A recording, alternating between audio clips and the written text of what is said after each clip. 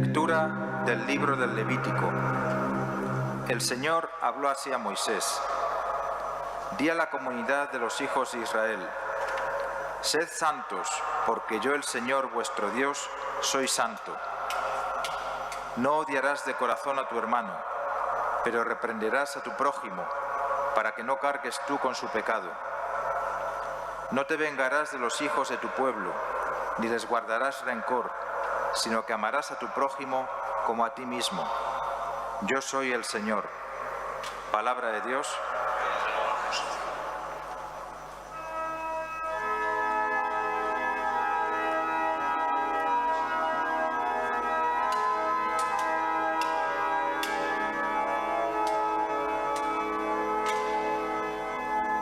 El Señor es compasivo y misericordioso.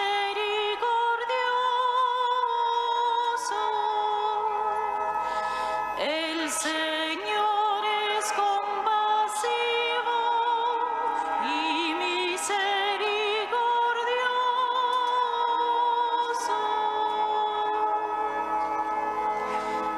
Bendice, alma mía, al Señor, y todo mi ser a su santo nombre.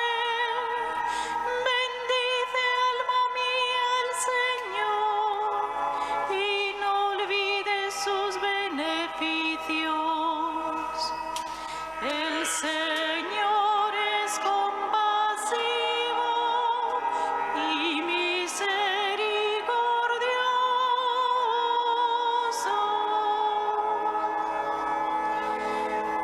Él perdona todas tus culpas y cura todas tus enfermedades. Él rescata tu vida de la fosa y te colma de gracia y de ternura. El Señor es compasivo y misericordioso.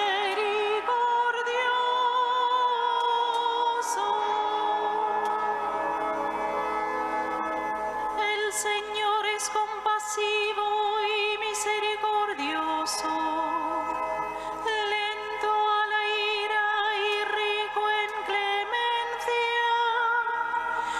No nos trata como merecen nuestros pecados, ni nos paga según nuestras culpas.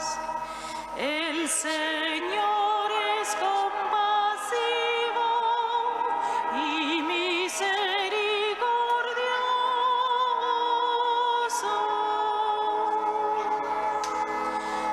Como dista el oriente del ocaso, así aleja de nosotros nuestros delitos. Como un padre siente ternura por sus hijos, siente el Señor ternura por los que lo temen. El Señor es compasivo y misericordioso.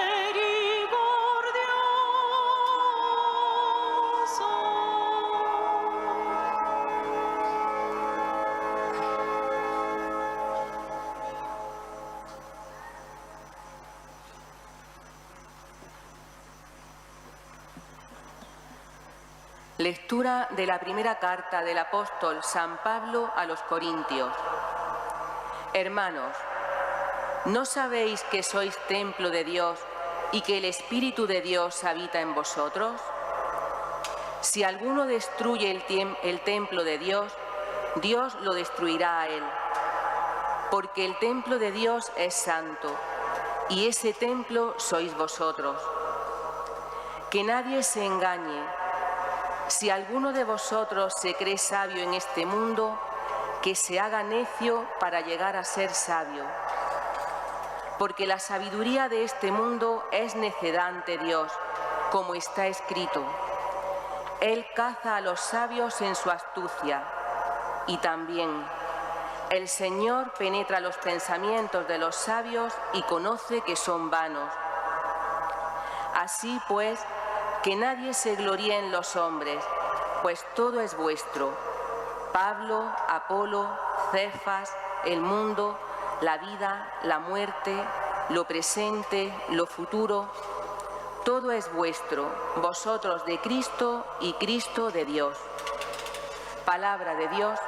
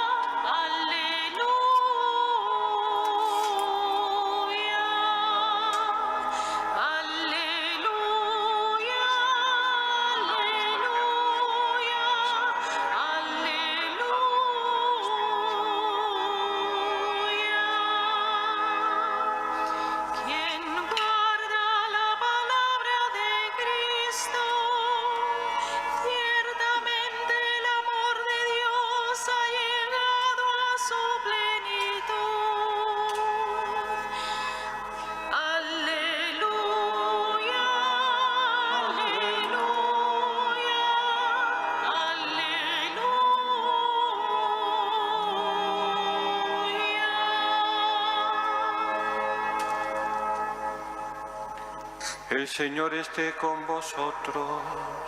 Y con tu espíritu. Lectura del Santo Evangelio según San Mateo. Gloria a ti, Señor.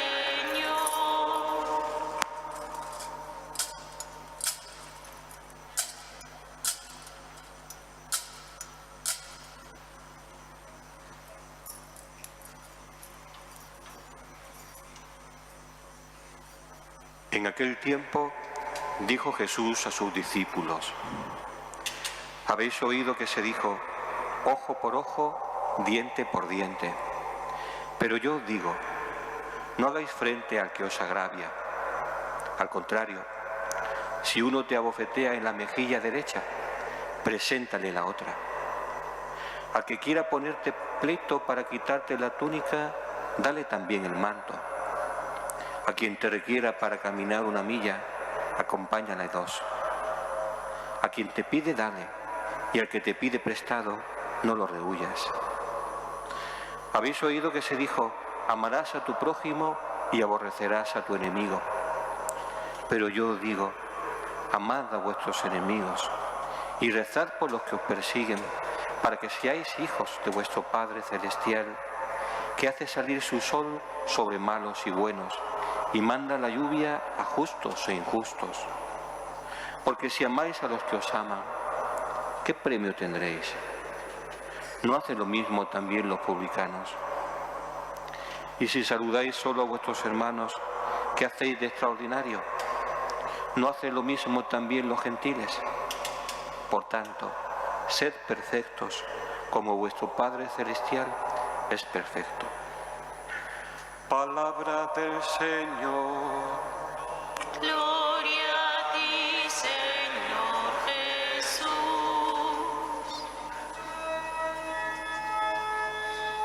Aleluya, aleluya, aleluya.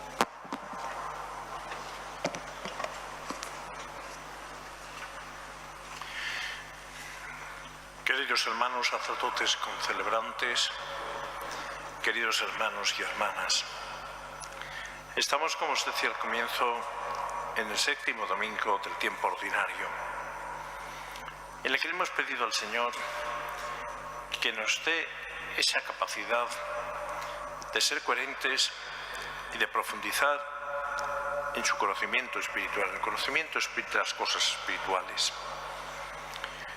Venimos a escuchar la palabra de Dios, que es lámpara para nuestros pasos y luz en nuestro sendero. Venimos a alimentarnos con la palabra del Señor, que robustezca nuestra vida cristiana, nuestra vida espiritual, y venimos también a alimentarnos con el cuerpo del Señor, el cuerpo eucarístico donde Cristo está real y verdaderamente presente. Y venimos, como os decía al comienzo, a compartir nuestra celebración con los hermanos que profesan la misma fe, que confesaremos dentro de un momento. ¿Y qué nos trae la palabra de Dios? ¿De qué nos habla hoy la palabra de Dios? Pues hemos visto variaciones sobre el mismo tema. El Señor nos ha hablado de santidad, de esa santidad exigible a un creyente en primer lugar. Y es lo que hemos escuchado del libro del Antiguo Testamento, en la primera parte. Se nos invita a vivir una vida moral en coherencia con lo que somos. Y ahí está la cuestión principal y fundamental que después nuestro Señor Jesucristo, a la hora de hablarnos en el Evangelio, siguiendo el Sermón de la Montaña, que ya habíamos escuchado estos domingos pasados, las bienaventuranzas, las exigencias del Sermón de la Montaña, que es para los cristianos, que no es una utopía decir que es imposible, es un desiderato, es un deseo pues que nunca llegaremos, o todo más pues personas escogidas que son los santos. Pero el común de los mortales, el común de los cristianos, parece que vemos eso como un imposible. Pues no. Y quizás nos pasa eso porque vemos lo accidental y no nos fijamos en la esencia. ¿La esencia cuál es? ¿Cuál es el motivo por el que tenemos que ser santos? Como nos invita en el Antiguo Testamento y se nos invita también por Jesús, ser perfectos como vuestro Padre Celestial es perfecto. Además, San Pablo nos dice en el himno que comienza la carta de los Efesios, nos dice que Dios nos eligió en la persona de Cristo antes de la constitución del mundo para que seamos santos e irreprochables ante Él por el amor.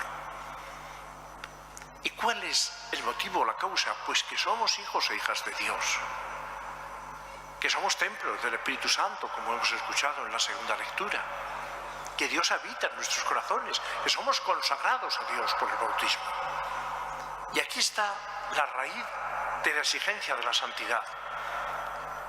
Diremos también que la santidad no es hacer cosas raras. La santidad es el seguimiento de Jesucristo, queridos amigos. Es vivir como Jesús vivió, diría San Ignacio. Es acompañarlo. Es el seguir a Cristo. El ser seguidor de Cristo. El ser, pues como el Señor. Pero anda, que eso no es difícil. Pues sí. Pero es lo que Él nos pide y Él se ha encarnado, se ha hecho hombre. Se ha hecho imitable. San Pablo nos dice que tengamos los mismos sentimientos de Cristo. Pero no solo nos ha sido un deseo del Señor o un mandato, es que nos ha preparado y nos ha hecho, nos ha redimido para ello, nos ha consagrado a Dios, somos algo santo, somos templos del Espíritu, somos hijos e hijas de Dios, somos otros Cristos cristificados por el bautismo, de tal manera que hemos sido conformados con Cristo, hechos coherederos con Cristo. Si esos son los motivos profundos de lo que somos, y esa es nuestra dignidad. San Agustín, cuando predicaba, decía: yo con vosotros soy cristiano y esta es mi gloria, este es mi título de honor, esta es mi dignidad.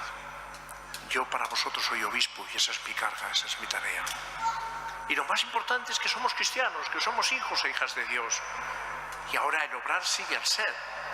Tenemos que obrar según somos. Y no podemos ser hijos e hijas de Dios. No podemos ser otros Cristos, cristificados, redimidos por Cristo, y luego no vivir. Y ese es el gran pecado nuestro, personal y colectivo muchas veces, que no somos coherentes con nuestra dignidad de cristiano, que no somos en nuestra vida de cada día coherentes y auténticos con la realidad profunda y maravillosa de nuestro ser cristiano. Por eso hoy se nos renueva esta llamada a la santidad que ya ha hecho el concilio también en nuestro tiempo, en la Lumen Gentium, con todo un capítulo dedicado a la llamada universal a la santidad. Y nos lo ha recordado el Papa Francisco en uno de sus últimos grandes escritos: Gaudete et exsultate, alegraos y exultar. la invitación a la santidad, porque eso es en definitiva lo más importante que podemos hacer en nuestra vida, una santidad canonizable. Y podéis decir, eso es imposible. Pues no es imposible, tenemos a ir a los santos, pero diréis, los santos estaban hechos de una materia especial. Pues no es así, los santos tenían sus defectos. Y vemos en los propios apóstoles que tienen sus defectos, se pelean entre sí, les come la ambición, no eran nada sencillos, dejan a Jesús solo, le son infieles, lo venden, son intransigentes. Y el Evangelio no se ha callado sus defectos para enseñarnos que si en ellos fue posible seguir a Jesús, ¿por qué nosotros no? Y lo vemos en la historia de la santidad, de toda condición, de toda clase social, de toda edad, en todas las épocas. Y también en nuestra época están esos santos de la puerta de al lado que llama el Papa Francisco. ¿Y en qué consiste la santidad? Pues en cumplir los mandamientos que nos pone el Señor. ¿En qué consiste la santidad? En vivir la lógica de Dios, esa lógica, esa sabiduría que hoy pondera el apóstol en la segunda lectura, en la carta primera a los Corintios. Esa sabiduría de Dios que es una manera distinta de ver las cosas y de ver nuestra realidad y ver el mundo y contemplar a Dios a como lo hace, a como se hace humanamente al uso. Es ver a Dios como Padre misericordioso, es ver a los demás como hermanos, con igual dignidad que nosotros. Es vivir esa moral tan exigente, podríamos decir, que nos pone Jesús en el Evangelio, de perdonar al enemigo, de no rehuir ante quien nos pide algo, de ponernos al servicio de los demás, de que los últimos son los primeros y los primeros los últimos, ese amor a los enemigos, todo eso. ¿Por qué no empezamos a ponerlo en práctica en nuestra vida de cada día? ¿Por qué no desglosamos? Porque al fin y al cabo la santidad es vivir el amor a Dios y el amor al prójimo, en que se resume los mandamientos. Bueno, pero ¿por qué no lo ponemos en práctica? Pero tenemos que pasar de las grandes ideas, de lo abstracto. No basta con decir yo quiero ser bueno, yo quiero ser santo, no. En cosas concretas, examinar nuestra vida, ¿en qué tengo yo que cambiar y parecerme a Jesús?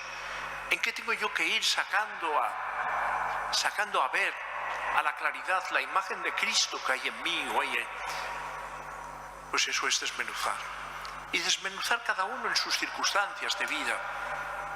Y desmenuzar, queridos matrimonios, en este final de vuestra semana dedicada al matrimonio, en esta época y en estos momentos en que muy pocos jóvenes se casan. Y no se casan no solo por razones económicas, que ciertamente hay dificultades económicas por acceder a una vivienda. Se lleva la mayor parte, casi toda la vida, del trabajo de los esposos. No solo por cuestiones económicas, es fundamentalmente por miedo al compromiso. Porque se tiene miedo a perder la libertad y se piensa que la libertad y la entrega son incompatibles. Y prefieren estar con lazos sueltos, con la indeterminación, para poder romper fácilmente, para que sea fácil desunirse.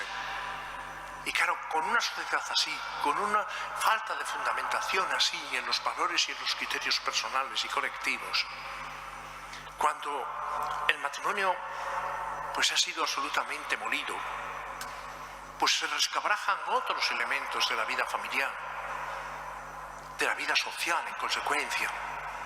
Se vive esta penuria de natalidad que vivimos en nuestro país y al mismo tiempo se aprueban leyes que atentan contra la vida, aunque sean constitucionales.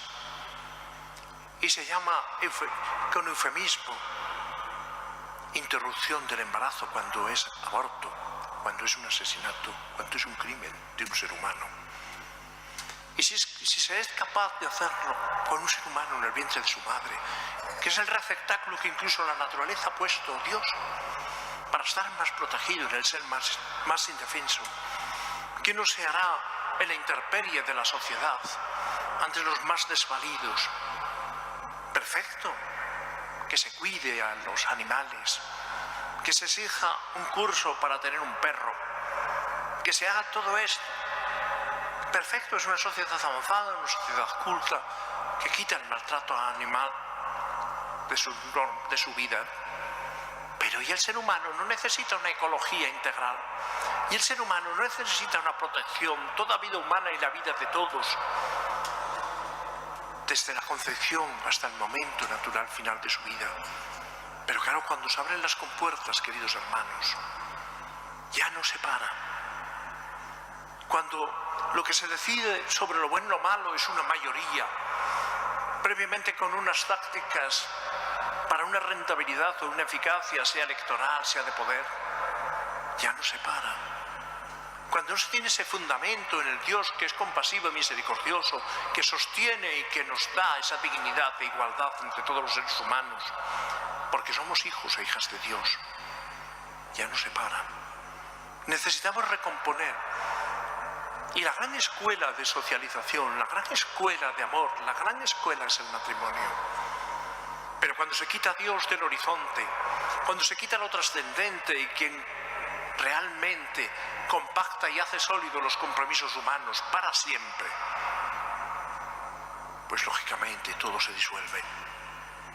Queridos hermanos, el matrimonio no es algo pesado, no es algo de chiste. El matrimonio es la familia. Es donde un ser humano tiene esa prolongación del cobijo con el que nace a la vida en su familia y en la sociedad. ¿Quiénes son los grandes protectores ante las desgracias del ser humano en la sociedad? La familia. Pidámosle hoy en que el Señor nos invita a la santidad por la santidad del matrimonio, por la santidad de las familias. Y queridos amigos que venís de Medina del Campo, que la religiosidad popular sea en las tierras de Castilla, que recuerdo con cariño, con emoción. Vivid en vuestra sencillez, en vuestra naturalidad, en esa reciedumbre castellana, vivir ese amor profundo de encarnar el amor y la fe de Cristo y la esperanza en las costumbres de un pueblo, en sus manifestaciones artísticas. Que todos logremos que esta sociedad nuestra recupere los valores cristianos, que en definitiva ensalzan al hombre, porque el primero que lo ensalza es Dios mismo, que se ha hecho uno de nosotros, en su Hijo Jesucristo, vocación suprema del hombre. Que Santa María, Madre de Dios y Madre nuestra, Madre de la familia, cuide nuestras familias, las proteja, dé fidelidad a los esposos y, como pedimos en la misa o en la liturgia de la Sagrada Familia, que imitemos las virtudes domésticas de la Sagrada Familia y su unidad en el amor. Así sea.